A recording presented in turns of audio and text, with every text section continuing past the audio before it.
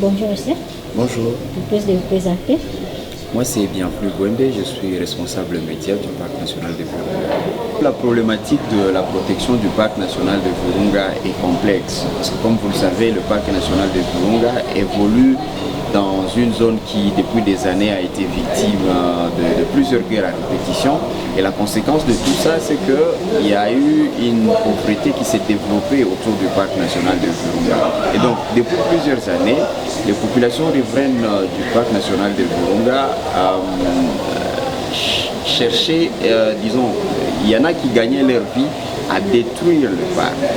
Et ça, c'est un système qui s'est développé durant des années.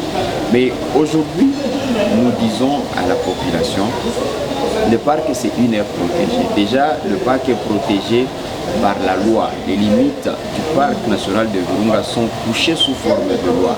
Et aller dans le parc, détruire la faune ou la flore du parc revient à commettre une infraction qui est punissable par la loi. Donc ça, c'est une première dimension. Mais comment faire face à cette situation de pauvreté généralisée autour du parc? C'est là qu'au niveau du parc national de Virunga, on est venu avec une réponse de développement intégré, l'Alliance Virunga. C'est un programme qui, au-delà de questions de protection de la faune et de la flore du parc, vise aussi à promouvoir le développement socio-économique en faveur des riverains du parc. Et grâce à ces programmes, il y a plusieurs actions de développement qui ont été développées. C'est par exemple l'électricité à travers la construction des centrales hydroélectriques. Il y a une centrale à Beni, il y a une centrale à Lubero, il y a une centrale à Rutshuru. Maintenant, c'est plus de 25 000 ménages qui bénéficient de l'électricité produite grâce aux centrales hydroélectriques du Parc national de Virunga. Il y a un programme d'accompagnement des entrepreneurs où il y a une facilitation d'accès au crédit grâce à un partenariat avec Equity BCDC. Ça se fait ici à Goma, ça s'est déjà fait à Rutshuru et ça se développe un peu partout où le parc a ses activités. Il y a le développement de l'accompagnement de la réorganisation de filières agricoles. Ça a commencé dans la partie nord de la province et vous avez vu, il y a eu la réorganisation de la filière café, la réorganisation de la filière cacao, la réorganisation de la filière huile de palme et tout ça au bénéfice des populations riveraines du parc.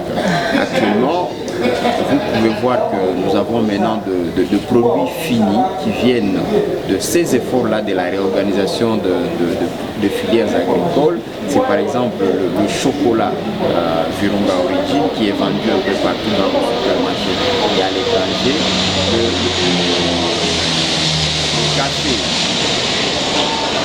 Le café de très bonne qualité qui est vendu localement et à l'international et ça continue. Ça, c'est des efforts qui sont fournis au niveau du Parc national de Virunga afin justement d'essayer d'agir sur la réduction de la pauvreté. Pour la question qui concerne le bois des chauves, je crois qu'il est possible d'accéder au bois des chauves sans avoir à détruire le parc. Mais en même temps, au niveau du parc, il y a tout aussi des solutions qui sont envisagées dans ce sens. Il y a eu plusieurs programmes de reboisement au sein de communautés qui ont été entrepris par le parc. Par exemple, actuellement, il y a tout un grand programme qu'on appelle Climat Virunga qui est développé par les parcs et d'autres partenaires, notamment la région de Flandre en Belgique et les jardins botaniques de Meiss. Et ce programme-là, depuis une année, il a réussi à planter jusqu'à 200 000 arbres autour du parc. Ces 200 000 arbres,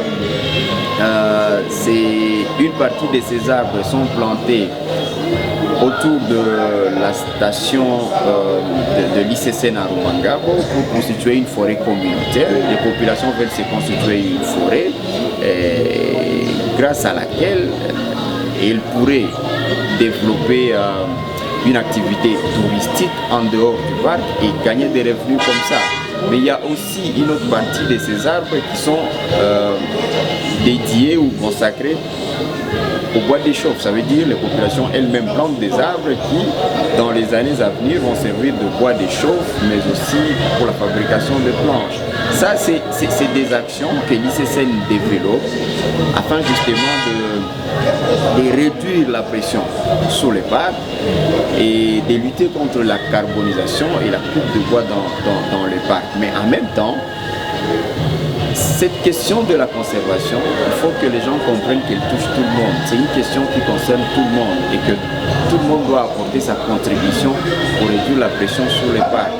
Ça veut dire que ce n'est pas exclu que les populations elles-mêmes prennent l'habitude, par exemple, de planter les arbres dans leur champ, des arbres qui, par la suite, pourraient servir de bois d'échauffe ou pour les planches. Il ne faut pas imaginer que pour avoir du bois d'échauffe, pour faire des planches, il faut forcément aller détruire le parc, aller détruire l'écosystème du parc national de Virunga. Les efforts de conservation doivent être considérés c'est des efforts qui doivent être communs à nous tous. Chacun doit apporter sa pierre, que ce soit sur le plan individuel ou que ce soit sur le plan général. Parce que finalement, la conservation du parc a permis le développement de toutes ces actions de développement dont je vous parle ici, que ce soit l'électricité, que ce soit l'accompagnement des entrepreneurs, que ce soit le développement des filières agricoles. Tout ça a été rendu possible parce qu'il y a eu des efforts consentis par les gestionnaires actuels du parc pour préserver cet espace-là.